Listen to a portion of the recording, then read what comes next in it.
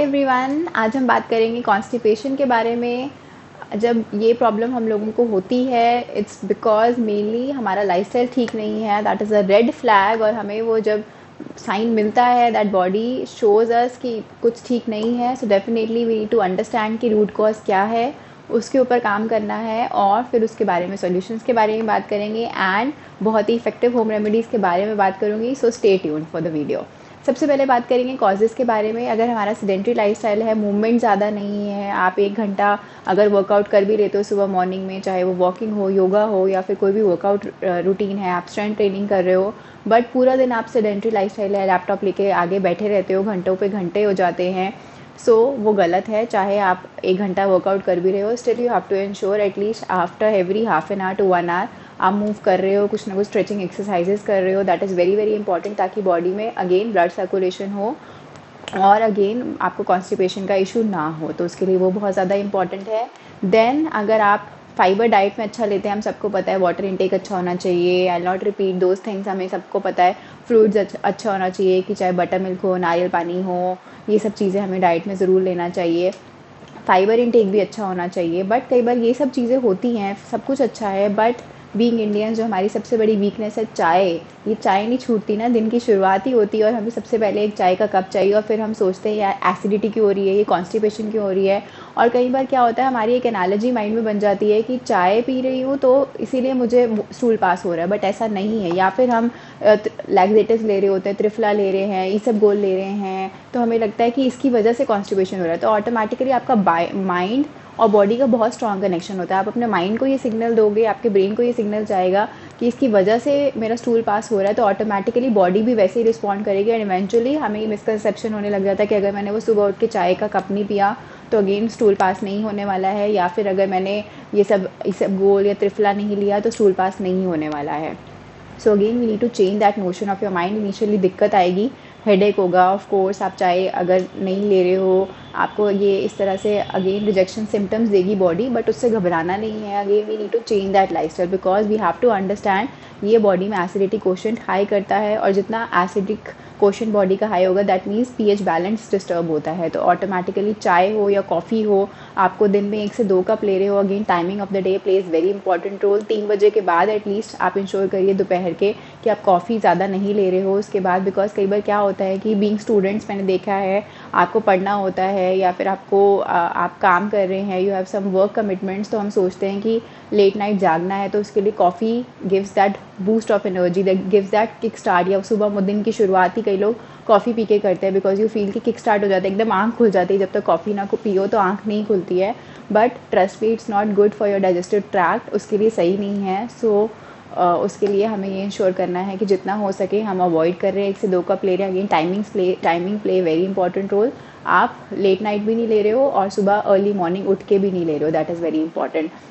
Then अगर आपका sleep pattern disturbed है, इरेगुलर पैटर्न है, कई बार वो स्ट्रेस की वजह से भी होता है, that is part and parcel of life, but उसको क्रॉनिक नहीं होने देना है स्ट्रेस को अगेन, नहीं तो वो डिप्रेशन, एंजाइटी, ये सब जो इश्यूज़ होते हैं, तो again constipation is a by product of all of that.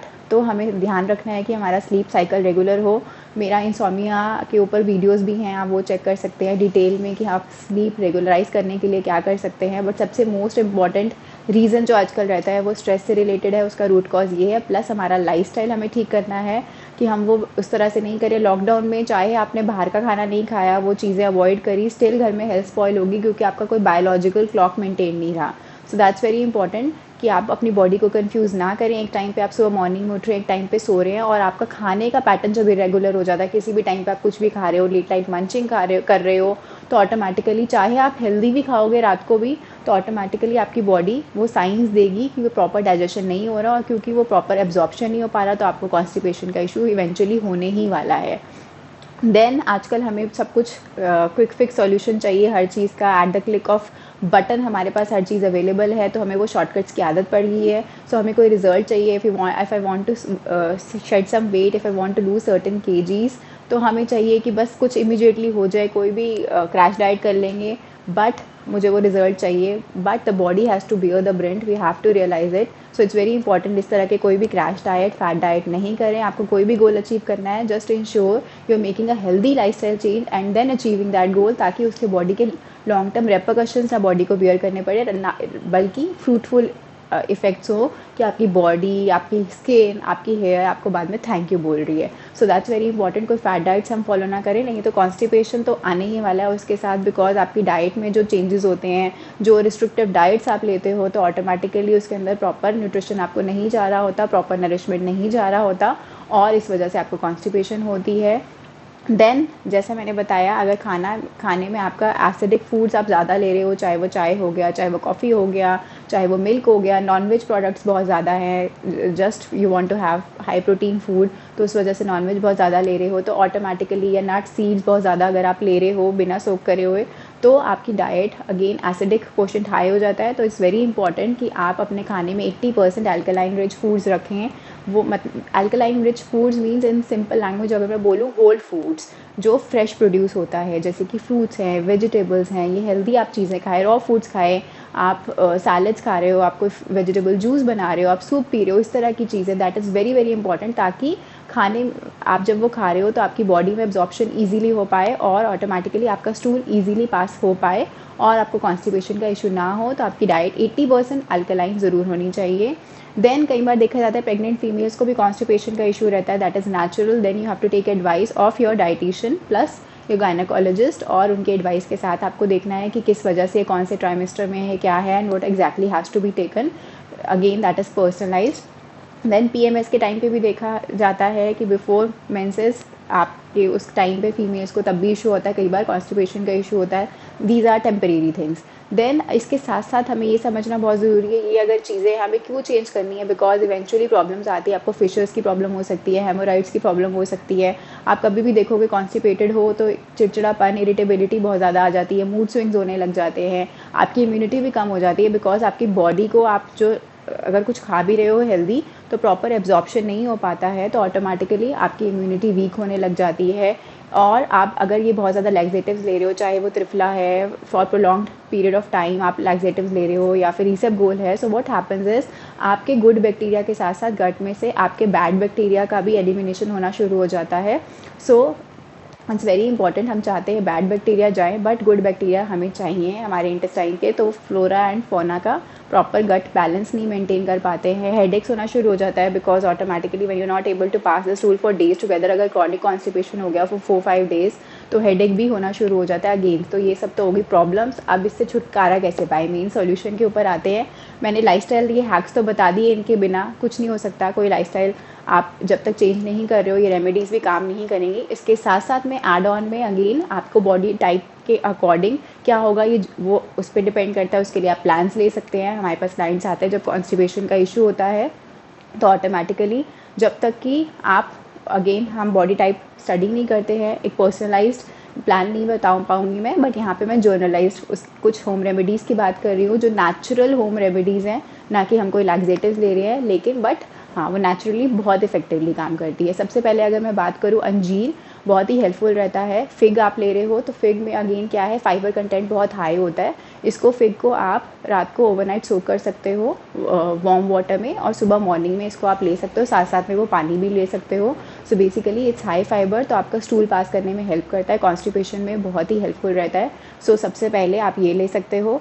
Then खाने के बाद आप इमीडिएटली जैगरी और घी, मतलब गुड़ जो है, जस्ट इंश्योर वो ऑर्गेनिक हो। आजकल अगेन हमें बहुत ज़्यादा एडल्ट्रेटेड फॉर्म में भी मिलता है वो, और आप काओ घी मिक्स करके उसको आप ले सकते हो। बेसिकली आपने उसको मिक्स कर देना है 1 टीस्पून घी के साथ, 1 टीस्पून जैगरी को अच्छे से मिक्स कर लेना है, और पोस्ट मील आप इसको ले लोगे।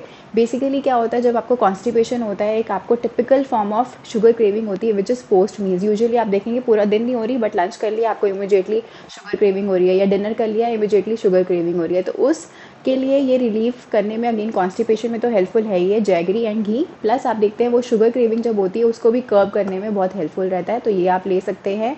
देन आप साथ साथ में अगर हेल्दी फैट्स आपके डाइट में होना बहुत ज़्यादा इंपॉर्टेंट है। कई आजकल क्या है कि हमारे अंदर फियर ऑफ फूड बहुत ज़्यादा क्रिएट हो गया, so there has to be a healthy relationship with food. When you perceive about food, again you should not have that scare around it, उसके अराउंड अगर हमारे अंदर भी पेट्रीफाइड ऑफ फूड की नहीं ये खा लिया मैंने तो वो मेरा तो वेट बढ़ जाएगा, वो अप्रोच नहीं होना चाहिए। सो सेसमे सीड्स हेल्दी फैट्स में आते हैं, वो आपको इंक्लूड करना है। क्या करना है, आपको सोक कर लेना है उसको, और फिर उसके बाद उसको आप ड्राई रोस्ट कर लेंगे तवा पे, और उसको आप ऐसे भी खा सकते हो, वाटर के साथ ले सकते हो, अदरवाइज कर्ड के साथ ले रहे हो तो बहुत हेल्पफुल रहता है, बिकॉज प्रोबायोटिक और प्रीबायोटिक का मिक्स हो जाता है। So that is very healthy. तो अगेन घर पे प्रेफरेबली अगर कर्ड सेट किया हुआ है तो वो बेस्ट रहता है।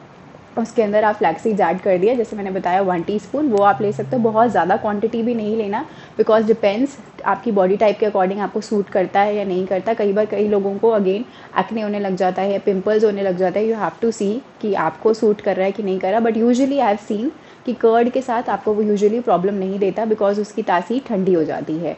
देन आप मुलट्ठी ले रहे हो, लिकोरीस रूट जिसे कहते हैं, मुलट्ठी बहुत हेल्पफुल रहता है। उसको आप घर में ही उसका पाउडर बना लोगे, जो मुलट्ठी की रूट होती है उसका आपने पाउडर बना लिया, और उसके साथ साथ में आप 1 चम्मच दालचीनी भी ले लोगे। तो इसके अंदर आप क्या करोगे, 1 चम्मच दालचीनी ले लोगे, 1 चम्मच मुलट्ठी ले लोगे, और उसको आप मिक्स कर लोगे। साथ साथ में थोड़ा सा जैगरी पाउडर लेके, पाउडर्ड फॉर्म में है आपके पास जैगरी तो वो आप ले सकते हो, नहीं तो आप जो नॉर्मल हमारे पास गुड़ होता है उसको मेल्ट करके वो ऐड कर सकते हो, और इसको आप ले सकते हो। बेसिकली बाउल मूवमेंट को प्रमोट करने में ये बहुत हेल्पफुल रहता है।